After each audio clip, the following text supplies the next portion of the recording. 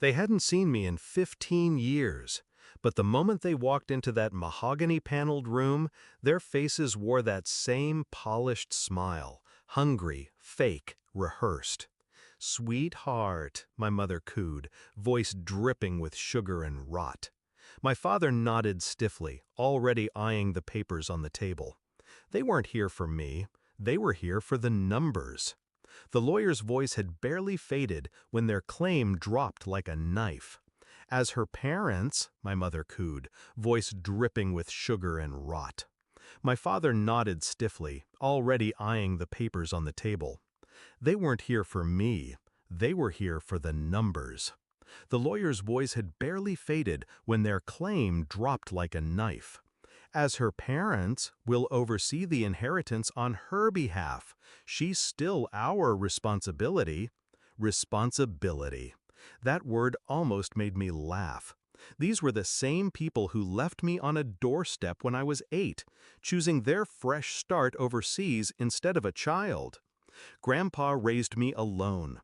He poured into me discipline, silence, strategy. He never said much about their betrayal. He didn't need to. Their absence was its own confession.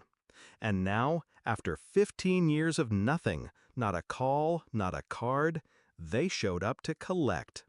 I didn't argue. Not yet. Revenge isn't loud. It's patient. Instead, I sat quietly, letting them spin their performance. My mother dabbed fake tears. My father spoke of family unity. They thought the girl they abandoned had stayed frozen in time, small, weak, dependent. They didn't know Grandpa left me more than money. He left me instructions, connections, a lawyer as ruthless as the man himself. I remembered the night Grandpa told me. We were sitting in the library, the fire crackling low. "Blood doesn't make family," he said, staring into the flames. "Loyalty does. And loyalty isn't claimed, it's proven." I didn't know then how much weight those words carried. Now, in this room, I understood. The discovery of their betrayal wasn't new. It was my childhood. But the revelation today was sharper. They still believed they could control me. That illusion was about to shatter. I gave a single nod to the corner of the room. The door opened. My lawyer stepped in, tall, calm, carrying a leather folder like a weapon. My parents froze. The blood drained from their faces. They knew him.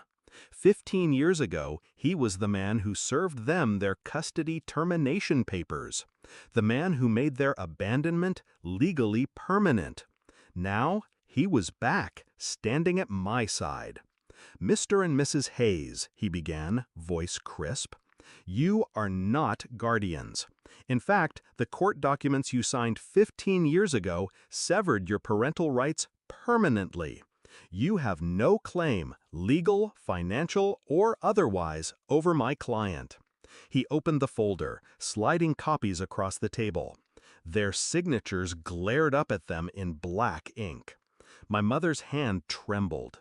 My father's jaw clenched, but he couldn't speak. The silence was exquisite. I leaned forward, my voice steady. "You abandoned me. Grandpa didn't. That's why this inheritance is mine, not yours, never yours." Their eyes darted, desperate, searching for a foothold. There was none. But I hadn't finished. See, revenge isn't just about denying them. It's about making sure they feel the loss. Grandpa's will included a clause, a trust fund for loyal family caretakers. Over the years, I had named people. The housekeeper who stayed, the driver who never left, even the gardener who treated me like a daughter. All of them would receive lifetime stipends. My parents? Nothing. Not a cent. And I made sure that was read aloud, line by line. My father finally snapped. "This is ridiculous! We are her parents!" My lawyer cut him off like a guillotine. "No, you were her parents until you signed away the title. That was your choice.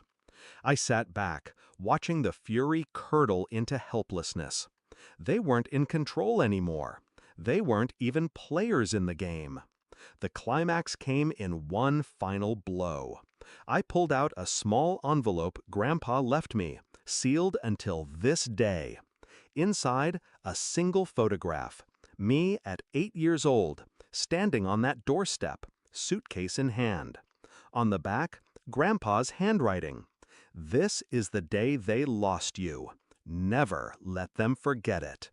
I slid it across the table. Here, I said, a souvenir for the trip home. They left in silence, faces pale, movements stiff.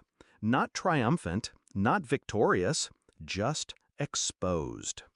The world they expected, the millions, the mansion, the control, was gone.